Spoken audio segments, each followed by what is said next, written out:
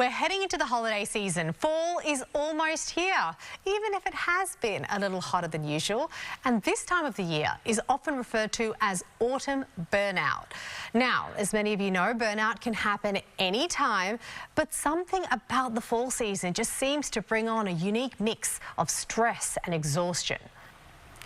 Joining me now to help us understand why and how we can manage it is keynote speaker and author Anastasia Tucheta. Anastasia, welcome back to Bloom. Great to have you with us. Thank you for having me.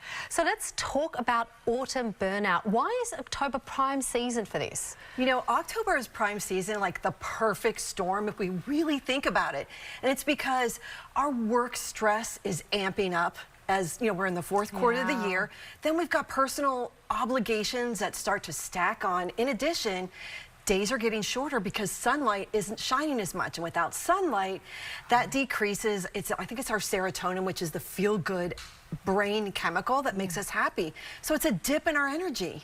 So what are some of the early warning signs that we should all be looking out for? That's a great question. So warning signs would be exhaustion that you just feel like you can't escape from. And that would be even if you wake up but you're still tired, or if you're like myself asking for more caffeine to get me through the day, more coffee or something like that. You're like, I'm going to try and put duct tape on it, but you just can't, right? It's going to come out one way or the other.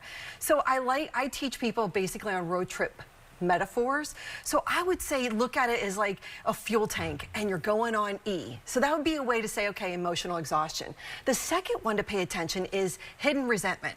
And this is like placing your hazards on in your car. So think about something where you've said yes to, but in your gut, you're like, I'm so irritated that I just did that. And then what happens? We get angry or upset and we take it out on the people that we love around us. That could be your partner, your children, you know, whoever, your coworker. And then, you know, that resentment builds up, but it's basically we're not recognizing it. And the third is emotional fog or detachment.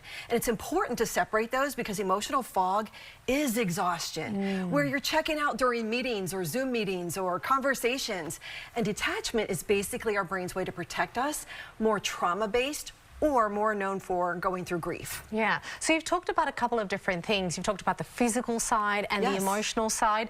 I mean, how do we address this? If all of these things are coming at once, how do we stop it so that we don't have that resentment, particularly towards family and friends? It's a great question, and I would say is to set healthy boundaries. Learn to identify your triggers and learn where that rests with you. You want to protect your peace, you want to protect your energy, but you don't want to hand out your energy like we're handing out Halloween candy on trick-or-treat night. Yeah. You know, resentment particularly is one of the things you touched on, and I can say this because I'm also a bit of a yes person. I have a lot of trouble saying no. So what should we watch out for there? I would say watch out as soon as you know where it sits and it lands. Resentment sends up a red flag. So if you say yes to something, you've got a bad taste in your mouth from it, basically that's your sign to step back and assess the situation and say, you know, I do need to set a boundary here. Is that saying no to this commitment or no to overwhelm? Recognizing your body where that lands. Yeah. For someone who is new to setting boundaries, talk us through it step by step. What can we do to kind of, you know, set the boundaries without feeling like we're letting other people down? I love that. So this would be something like maybe even turning off your phone if it's a date night for you and your husband, or maybe making time for you to recharge and replenish. That could be one of my favorite things is ecotherapy. And it doesn't have to be for long. So we live in a beautiful place. Get outside 10 to 15 minutes. Maybe that's at lunch, or maybe it's just after dinner. But either way, appreciate the environment and don't be so dialed in for that connection of Wi-Fi when the real connection is within ourselves, self-respect, and to those around us. And when we talk about, you know, feeling this type of autumn burnout, I think the first sign is physical, but can you just dive deeper into what emotional factors we can look for? Like, how can that appear? What are some of the emotional signs that might happen? Some of the emotional signs would be irritable, frustration, sadness, or even ghosting, if you will. So you kind of retract. You often talk about people pleasing as being the scariest mask. I am definitely a people pleaser. Yes. How do we drop that mask? How do we let that go when it's such a big part of who we are? Saying no. Saying no is basically your nervous system's love language. So it also helps our brain shift from panic mode into focus mode. And being that it's the month of October, I say boundaries help us go from zombie mode to Zen mode.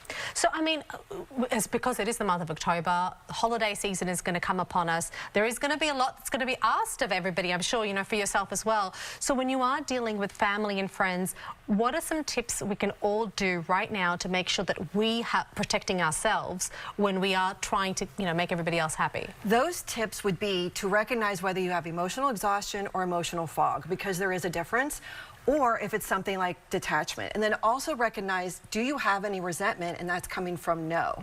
So again, look at your calendar, look at your life right now, and take one thing that you could say, okay, what is on my calendar this week that I can kind of dial it back from? What could I say that would make me not feel so bad? And that would be, I'll circle back with you. I'm gonna take a beat. You know, that way you're not feeling so bad, but you also wanna make sure you're empowered with your no.